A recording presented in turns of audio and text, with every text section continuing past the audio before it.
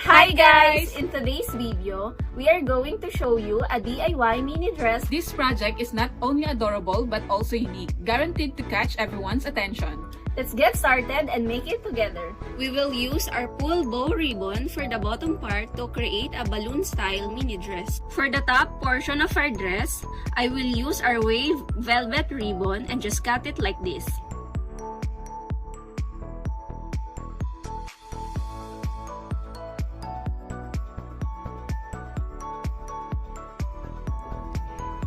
And using our satin ribbon, we will make a bow ribbon and attach it to the middle part of our dress.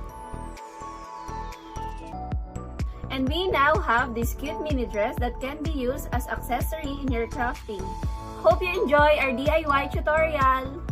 Keep watching the video because we have an exciting news to share with you guys.